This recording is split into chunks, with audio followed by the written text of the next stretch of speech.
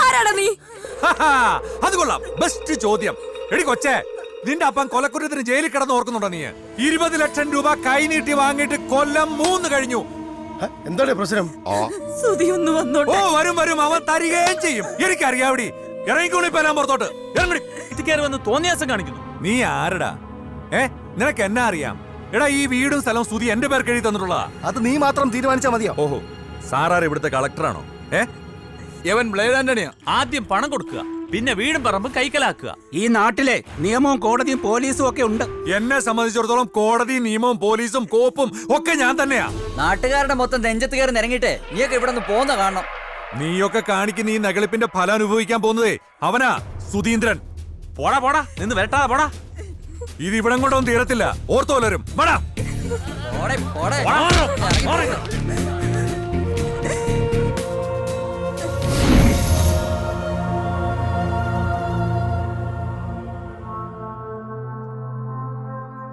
അവന്മാരുടെ വരവ് കണ്ടപ്പോ ഞാൻ കരുതി മറ്റേ പാർട്ടിക്കാർ എനിക്കെതിരെ കൊടുത്ത കൊട്ടേഷൻ ആയിരിക്കുമെന്ന്.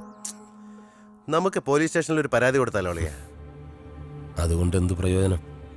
ഒന്നുകിൽ അവന് കൊടുക്കാനുള്ള കാശ് കൊടുക്കണം, അല്ലെങ്കിൽ വീടും പറമ്പ് അവന്റെ പേർക്ക് എഴുതി കൊടുക്കണം. ഇത്രയൊക്കെ ആയ സ്ഥിതിക്ക് ഞാൻ ആ ലോക്കൽ കമ്മിറ്റിയിലെ സരസനുമായിട്ടൊന്ന് ബന്ധപ്പെട്ടാലോ? വേണ്ട, അവര് തരുമോ 20 ലക്ഷം? നിന്റെ അച്ഛനും മുത്തച്ഛനും ഉറങ്ങുന്ന മണ്ണായത്. നമ്മൾ ഇവിടുന്ന് ഇറങ്ങേണ്ടി വരുമോ മോനെ? ഇല്ലമ്മേ. എന്താ വേണ്ടതെന്ന് എനിക്കറിയാം.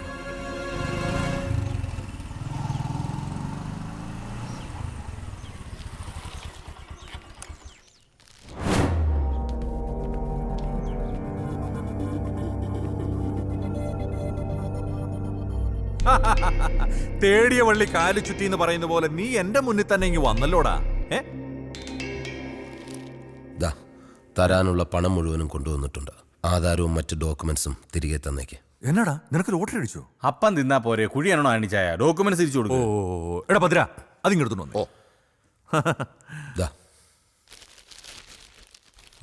എണ്ണി നോക്കടാ.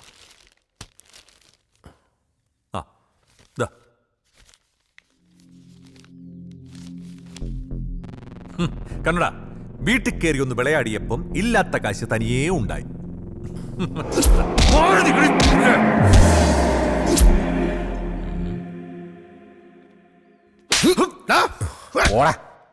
ഇതെന്റെ അമ്മയെ തല്ലിയതിന്.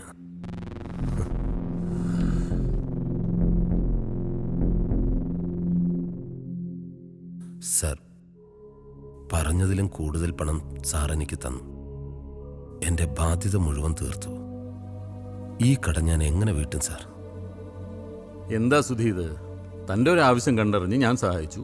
പകരം എൻ്റെ പരീക്ഷണത്തിന് താൻ എന്നെയും സഹായിക്കുന്നു. അത്രയല്ലേ ഉള്ളൂ. അല്ല ഡോക്ടറെ, എനിക്കൊരു സംശയം.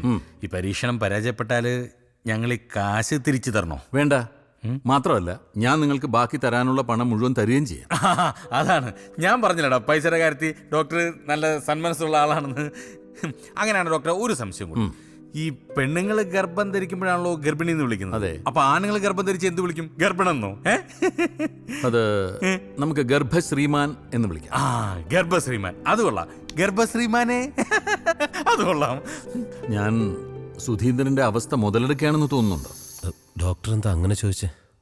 അല്ല, ഒരു കാരിയർക്ക് വേണ്ടി ഞാൻ പല സ്ഥലത്തും അന്വേഷിച്ചു, പലരെയും കണ്ടു. പക്ഷേ ഒന്നും അങ്ങോട്ട് ശരിയായില്ല. അങ്ങനെ ഇരിക്കുമ്പോഴാണ് വളരെ അപ്രതീക്ഷിതമായി സുധീന്ദ്രൻ എൻ്റെ മുമ്പിൽ വന്ന് പെട്ടത്. അല്ല, നമ്മളിവിടെ ഒന്ന് റിലാക്സ് ചെയ്യാൻ വന്നതല്ലേ? എടുത്ത് കഴിക്കേ. അതെ, കഴിക്ക്. അതെ, ഒന്ന് ചിയേഴ്സ് അടിച്ചേ. മുട്ടിക്ക്. ചിയേഴ്സ്. ചിയേഴ്സ്.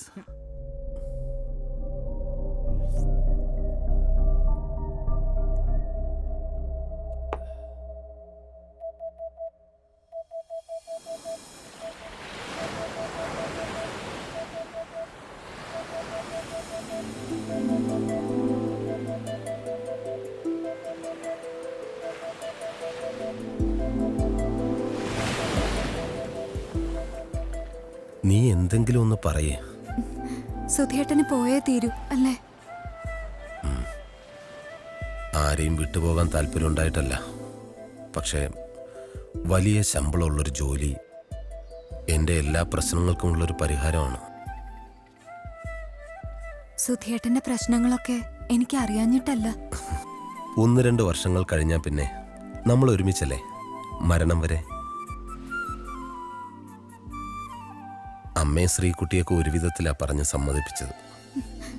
ഒരു ദിവസം പോലും കാണാതിരിക്കാൻ കഴിയില്ല എനിക്ക് എന്റെ സുധിയേട്ടന്. പിന്നെ എങ്ങനെയാ 2 വർഷം?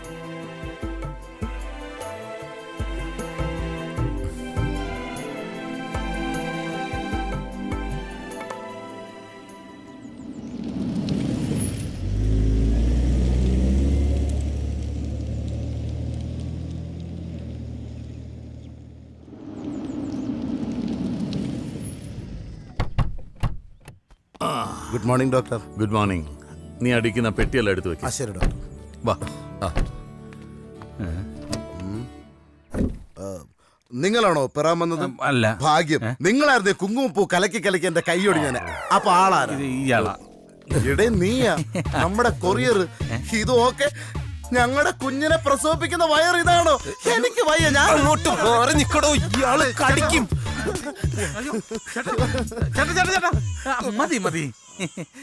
അല്ല ചേട്ടൻ എത്ര മാസമായി?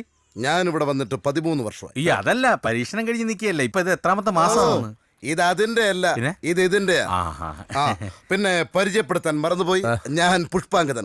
അതായത് മോഹൻലാൽ ആന്റണി പെരുമ്പാവിനെ പോലെ, മമ്മൂട്ടിക്ക് ജോർജിനെ പോലെ, ഡോക്ടറിന്റെ വലം കൈയും ഇടം കൈയും എല്ലാം ഞാനാണ്. ഇനി നിങ്ങളുടെ കാര്യങ്ങളൊക്കെ നോക്കുന്ന ഞാനാണ്. ഒരു ഉമ്മ തരട്ടെ? വേണ്ട വേണ്ട വേണ്ട, പെട്ടിയെടു പെട്ടിയെടു. പേ പിടിച്ചയറ്റോ. പൊക്കോ പൊക്കോ. ചെല്ല് ചെല്ല്. അതെ, അപ്പൊ എല്ലാം പറഞ്ഞ പോലെ ഓൾ ദ ബെസ്റ്റ്. ഞാൻ നീ എവിടെ പോകുന്നു? ഞാൻ വീട്ടിൽ പോകുന്നു. ഹേയ്, നീ പറഞ്ഞിട്ടല്ലേ ഞാൻ ഇതിനെല്ലാം ഇറങ്ങി തിരിച്ചത്? എനിക്കിവിടെ നിൽക്കാൻ പറ്റില്ല, ബോറടിച്ച് ചാകും. അതെവിടുന്ന്? ഇതെന്തോന്ന് ചന്തയോ? ഇത് റിസർച്ച് സെന്റർ ആണ്. ഇവിടെ പതിയെ സംസാരിക്കണം. ഒച്ചയും മേളം വെക്കാൻ പാടില്ല. എവിടെ കിടന്ന് ഒച്ചയും മേളം വെച്ചാൽ നിന്നൊക്കെ അടിച്ച് കൊല്ലും ഞാൻ. അമ്മ പോലീസ്. ഞാൻ എങ്ങോട്ടാണട്ടെ? പേടിക്കണ്ട, അത് കടിക്കൂല. ഇനി 2 പേരെ കൂടി പരിചയപ്പെടുത്താനാണ്. അളിയാ, ഞാൻ പോവാ. ബൈ. നസ്രിയ, ശകുന്തള, ബാ. ഇപ്പൊ വരും. ഓ,